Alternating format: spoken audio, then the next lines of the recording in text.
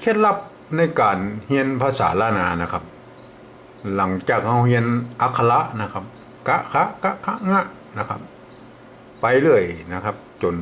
หูหมดแล้วมาเรียนไม้ต่างๆนะฮะหรือสระนะครับเพื่อจะเอามาผสมกันออกมาเป็นกรรมเนี่ยฮะ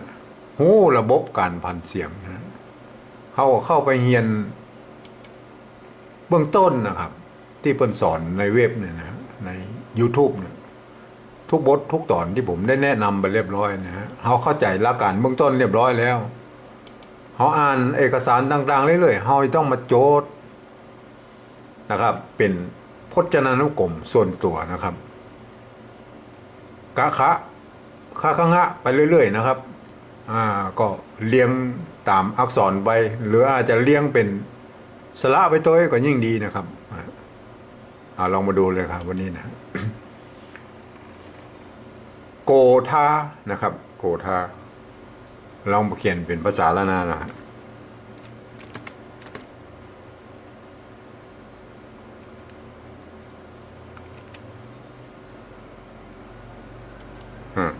โกธานะครับบางแบบนี้ก็เคยเจอนะครับเอาไว้ทางลุ่มเนี่ยนะเอาตัวท่ามาไว้ทางลุ่มโกธานะครับถ้าไว้ทางบนเนี่ยเขาก็ควรจะใจไม่กล่าววงหน่อย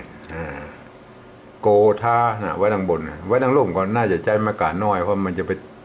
ก้องกับไอ้ไม้โกเนี่ยโกธานะครับ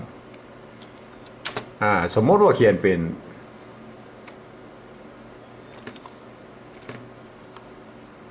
เอาตัวละมาใส่เป็นกล้ำนะอย่างนี้นะ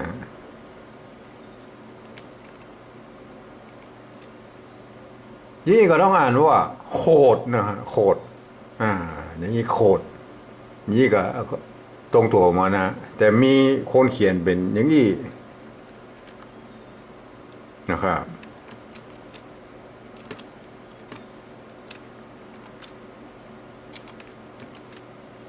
ยี่มันก็ต้องอ่านว่าโคดคิ้ว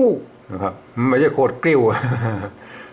มันไม่ใช่โกรธกลิ้วตามภาษาไทยนะถ้าอ่านเป็นภาษาเหนือมันก็ต้องอ่านโคดคิ้วนะโคดคิ้ว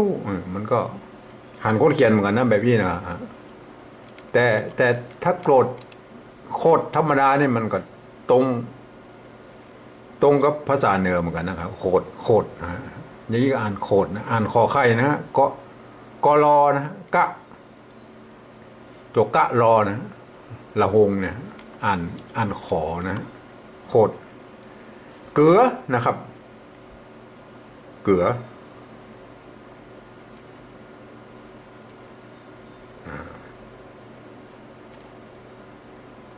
เกลือ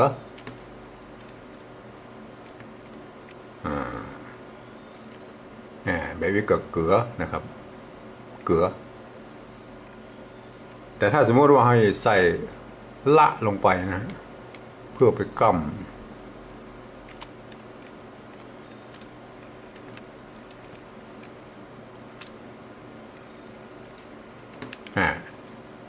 ยี่ก็อ่านเกลือเหมือนกันนะฮะอ่านเกลือเท่ากันนะฮะเท่ากันเขียนต่างกันแต่อ่านเหมือนกันนะครับไม่ใช่ลั่นลิ้นนะครับจะเขียนแบบนี้หรือเขียนแบบนี้ก็เกลือเหมือนกันนะเกลือนะครับกลมเกี๊ยวกลมเกี๊ยว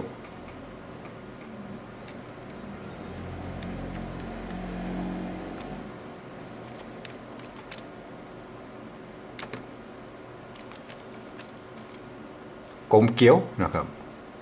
โดยจะเขียนแบบนี้เอาตัวละมากั้มตัวละมากั้มในตัวมะเนี่ยไว้ทางบนแล้วนะกลมเกี๊ยวเกลียวนะฮะ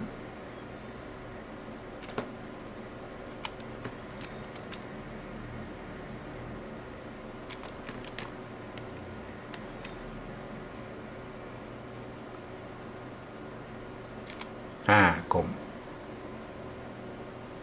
เขียนแบบอี้หรือเขียนแบบอี้ก็อ่านเหมือนกันนะต้องกลมเกลียวเหมือนกันนะคำเหนือมันต้องกลมเกลียวนะครับกลมเกลียวกล้วยนะฮะกล้วยปกติมันก็เอาตามกระมู้นะมันก็ต้องเขียนเนี่ย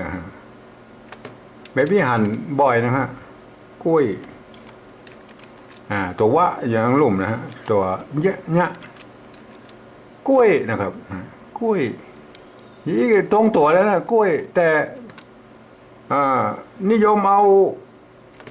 ละมากั้มด้วย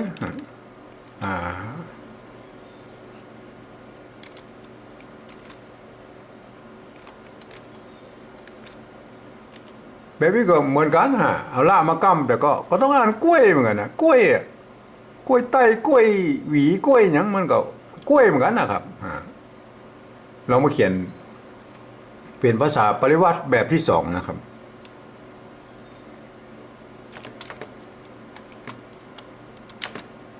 โกธาเกือ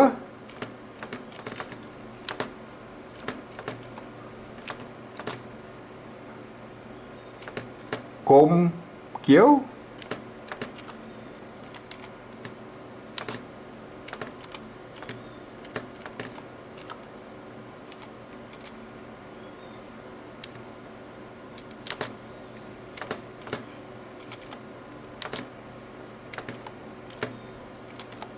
นะครับโกธานะครับ ก็เขียนแค่นี้นะฮะเกลือนะครับเกลือก็อ่านมันก็เขียนได้แค่เกลือนะครับ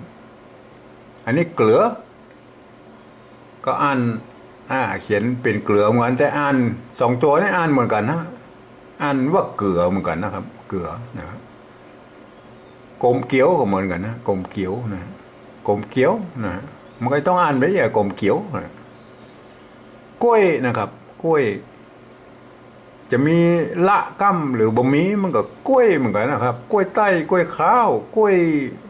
มันถ้าอ่านกล้วยอย่างเงี้ยมันชัก